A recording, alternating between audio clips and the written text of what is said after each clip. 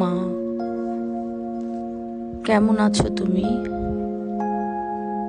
অনেক ভালো আছো, আমরা জানি অনেক ভালো আছো। এই একটা ব্যাপারে খুব স্বার্থপর হয়ে গেলে, নিজে ভালো থাকার জন্য সবাইকে একা রেখে চলে গেলে। কখনো তোমার মনটা বুঝতেও পারি নাই, কখনো তোমার মনের কথাটা জানতে চাইনি। সবসময় মনে করেছি তুমি রেগে আছো, হয়তো আমাদের উপরে রেগে আছো ইচ্ছে করে।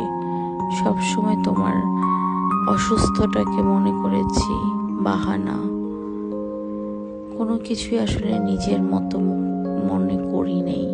আর যখন মনে করেছি তখন তুমি চলে গিয়েছো।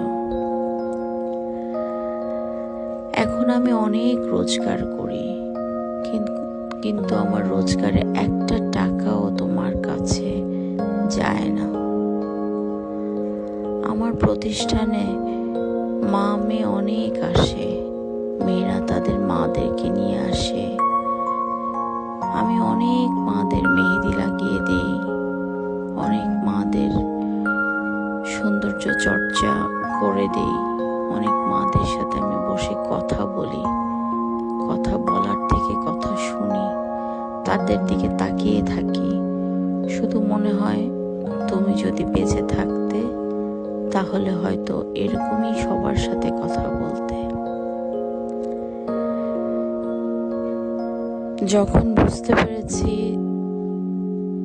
মা আসলেই মা, মার কোনো তুলনা হয় না, ঠিক তখনই তুমি চলে গিয়েছো। এখন না অনেক প্রতিষ্ঠান হয়েছে তোমাদের মায়েদের জন্য, বাবাদের জন্য। ছোটবেলায় আমরা যেমন সহপাঠী বা সমবয়সী কাউকে দেখলে খুব খুশি হয়ে যেতাম না, কিন্তু ওই বৃদ্ধাশ্রম, ওই প্রতিষ্ঠানগুলোতে মা বাবারা তাদের সমবয়সী কাউকে দেখলে খুশি হয়ে যায় না, বরঞ্চ খুব কষ্ট অনুভব করে এবং মনে করে এত কষ্ট যে সন্তানের নিজের বাসায় একটা রুমেও তাদের জায়গা হলো না। একজন আরেকজনের সাথে দুঃখের কথা বলে, কিন্তু কারোর দুঃখের ভার কেউ নিতে পারে না। নিজের দুঃখের ভারটাই তো অনেক বেশি, কষ্টের ভারটাই তো অনেক বেশি।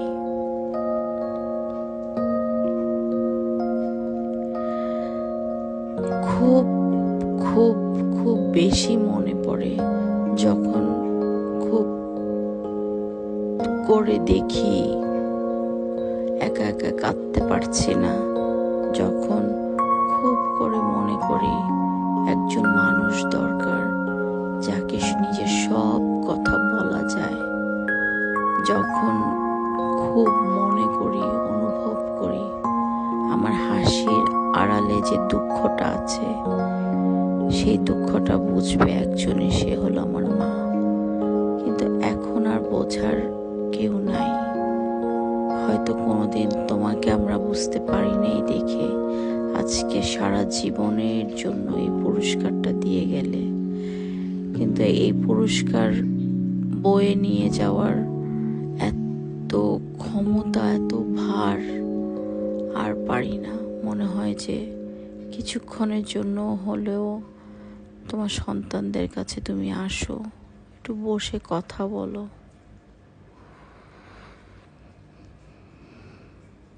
তোমার সব সন্তানরা তোমাকে মিস করে কিনা আমি জানি না, তোমার সব সন্তানরা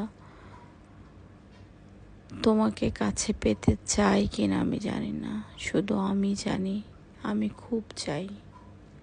আমি আমার সন্তানদের দিকে তাকিয়ে বলি আমি যেন ওদের জন্য অনেক অনেক দিন বেঁচে থাকি, তোমার মতো স্বার্থপর হয়ে যাতে না যাই।